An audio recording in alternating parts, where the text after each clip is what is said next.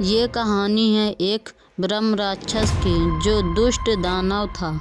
इसकी दानवता उस जंगल में एक भयानक रूप ले चुकी थी और उस जंगल के पेड़ पक्षी भी उस दानव से डरते थे और अगल बगल के राज्य में भी उसकी दानवता का बहुत ही बुरा प्रभाव पड़ता था।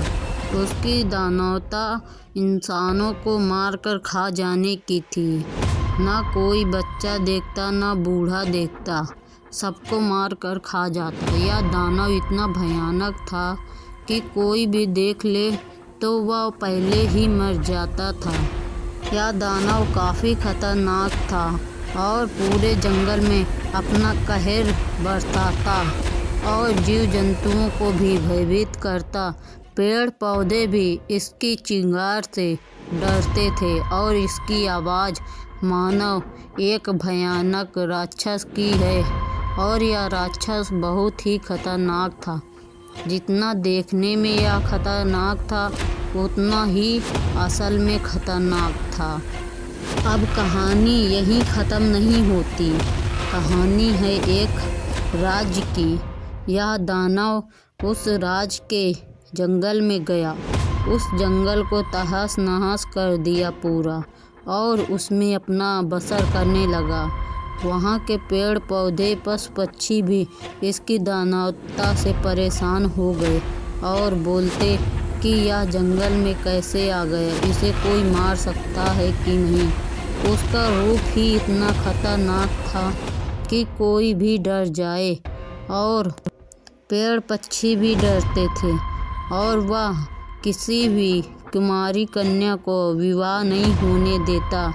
जो कोई भी विवाह करने की सोचता उसे उठा ले जाता और खुद ही विवाह कर लेता। फिर एक दिन सूरगढ़ में एक राजकुमारी का विवाह होने जा रहा था।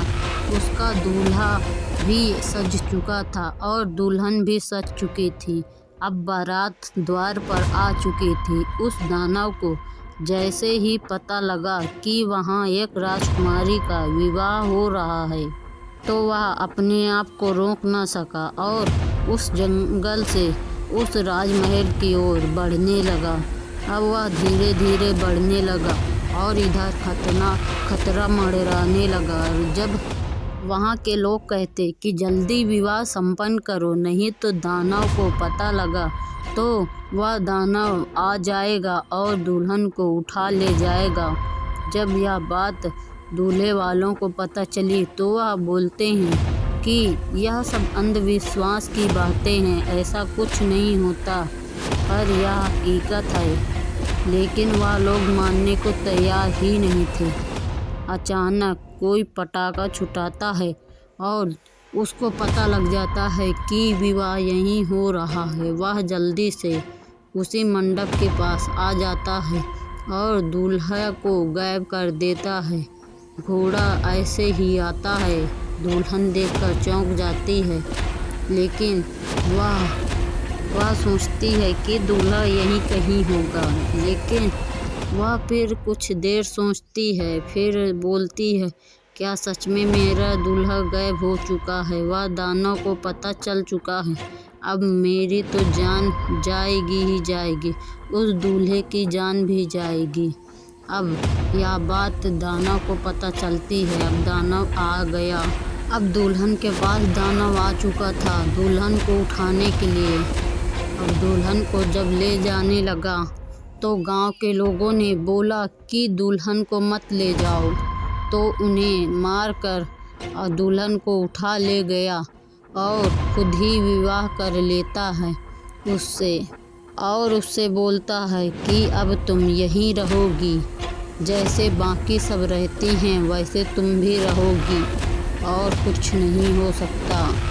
अब दुल्हन घबरा जाती है कि मैं यहाँ इस जंगल में कैसे रहूँगी, पर वह बोलता है नहीं, अब तुम्हें यहीं रहना होगा।